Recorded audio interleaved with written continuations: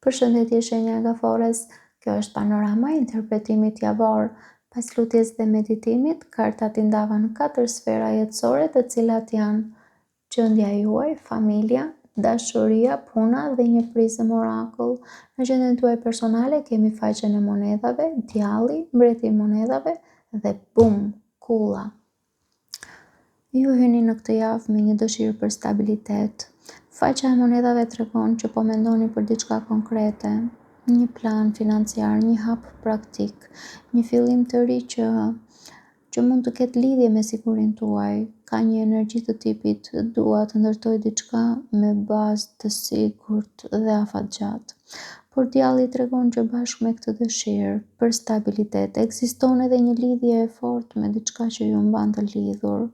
Mund të jetë një varësi emocionale, mund të jetë një frikë për të humbur kontrollin, mund të jetë një situatë ku ndiheni të kapur, jo domosdoshmërisht nga dikush tjetër, por nga mendimet tuaja ndoshta. Ju si gafore kërkoni siguri, por ndonjëherë siguria kthehet në ngjitje të tepruar. Mbreti i monedhave tregon potencialin tuaj më të lartë këtë javë, stabilitet, maturi, vendime të forta, autoritet dhe kompetencë mbi jetën tuaj. Ju keni aftësinë të qëndroni të fortë dhe të mos tundoheni nga frika.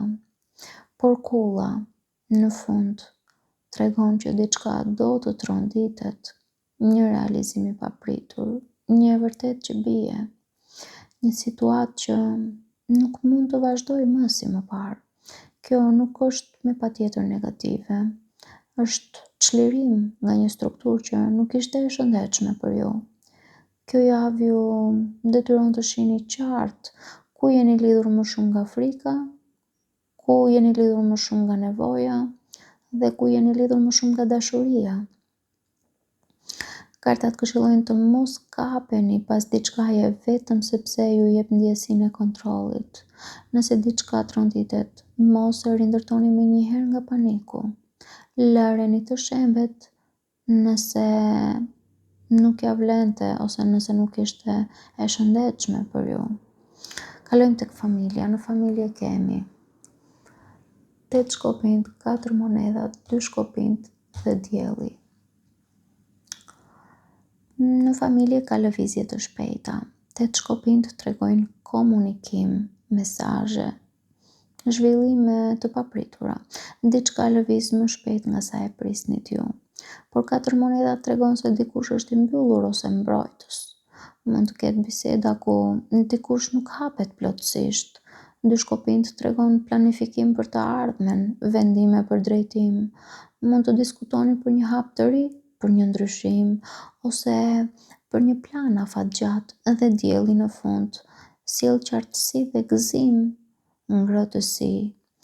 Kjo sferë përfundon në mënyrë pozitive, ka ndriçim, ka sinqeritet. Kartat këshillojnë të flisni hapur, të mos e mbani brenda atë që ndjeni. Nëse ka plan për të ardhmen, përfshihuni me besim. Familja këtë javë është vend ku gjërat mund të sqarohen shumë bukur. Kalojmë tek dashuria. Në dashuri kemi gjykimi, 10 shkopinjt, 4 shpatat dhe 6 kupat. Narrativa në dashuri është shumë karmike.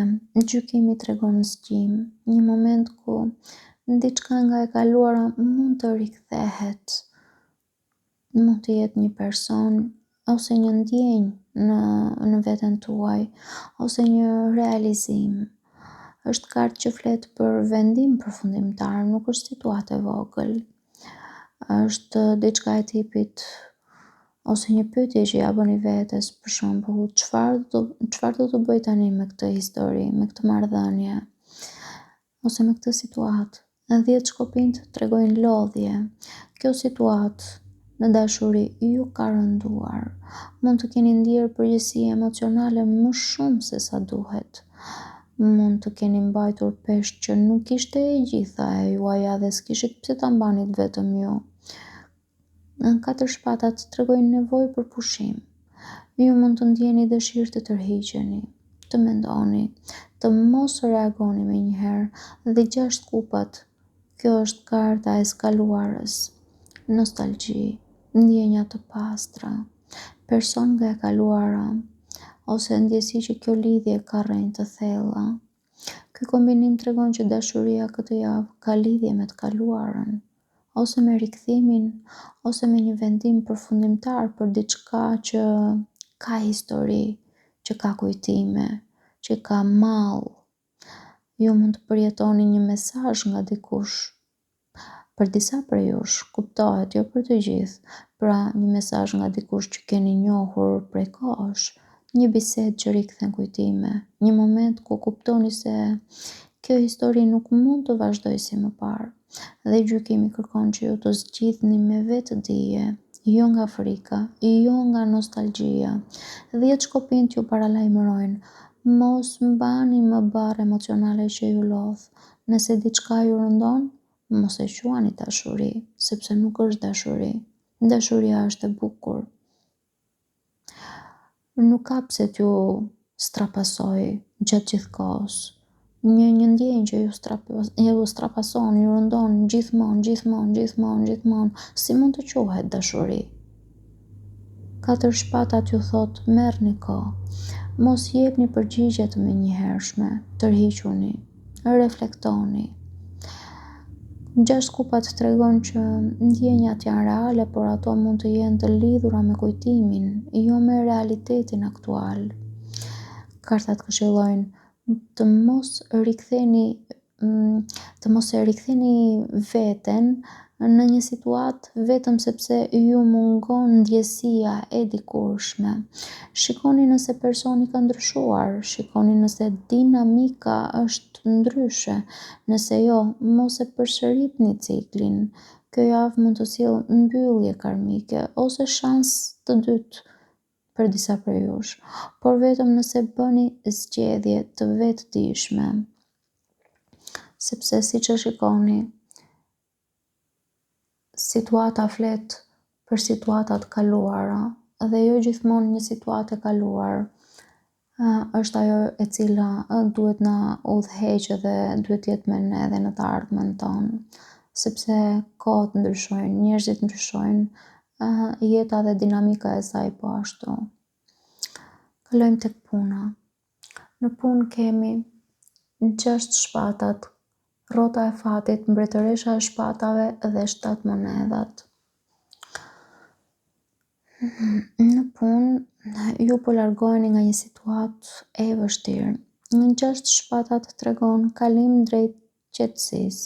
Rrota e fatit tregon ndryshim të papritur, mundësi që vjen në mënyrë të befasishme, ose një ndryshim rrethanash. Mbretëresha e shpatave tregon qartësi psikologjike. Ju do të mendoni me logjik, jo me emocion. Do të shihni situatën ftohtë dhe me analizë. 7 monedhat tregojnë pritje dhe vlerësim të investimit. Ju do të pyesni veten, a ja vlen të vazhdoj këtu apo jo? Kjo nuk është javë për vendim impulsiv, është javë për të vëzhguar si ndryshon situata dhe për të vendosur më pas se çfarë do të bëni. Kartat këshillojnë të mos nxitoni dhe të mos e nxisni ndryshimin. Analizoni. Nëse vjen mundësi e re, mos e refuzoni nga frika, por as mos e pranoni pa e menduar një herë mirë edhe gjatë. Kalojmë në Prism Oracle ku kemi Death, vdekja. Mesazhi është shumë i qartë, flitet për transformim. Vdekja nuk do të thotë humbje fizike, do të thotë fund cikli, fund mënyre mendimi, fund lidhjeje toksike, fund varësisë. Kjo javë për ju është për të lënë pas diçka që ju ka mbajtur të lidhur më shumë nga frika sesa nga dashuria. Në fund të javës, nëse e pranoni transformimin, do të ndjeni më të lehtë. Pra, me pak fjalë, në përmbledhje për ju gafore, ka tronditje personale që çliron.